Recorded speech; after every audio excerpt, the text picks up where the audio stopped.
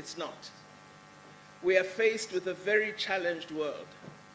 I realized this when in 2021 I was sitting in a summit of the Executive Council of the African Union, and it was whispered to me that the African Union Commission chairperson had issued an invitation to Israel to become an observer at the African Union.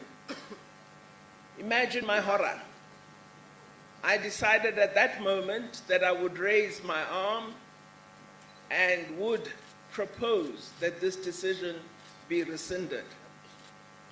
I walked around the room seeking supporters. Of the 54 nations, I got 3. And I include SADC in that. But I said, nevertheless, this is not going to happen. I therefore lifted my arm and said, I wish to table a matter. I have learned of this, and as South Africa, we object to it, and it must not be implemented. We want our leaders to discuss it.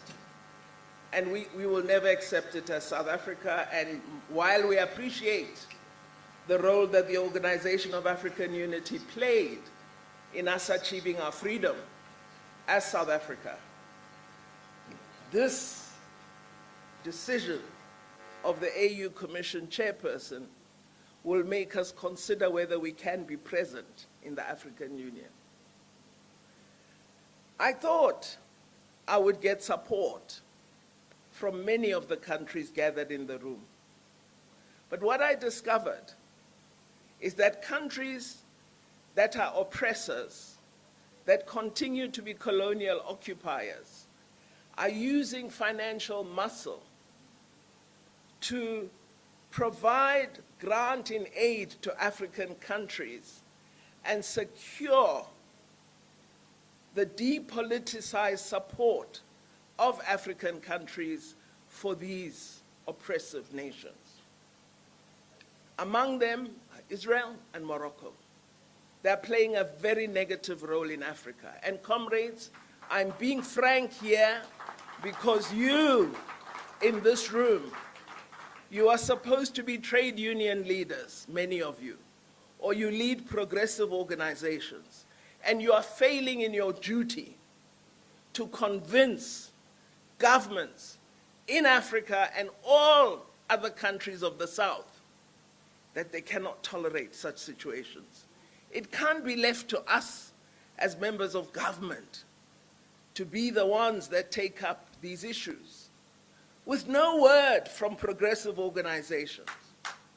This is intolerable and cannot continue.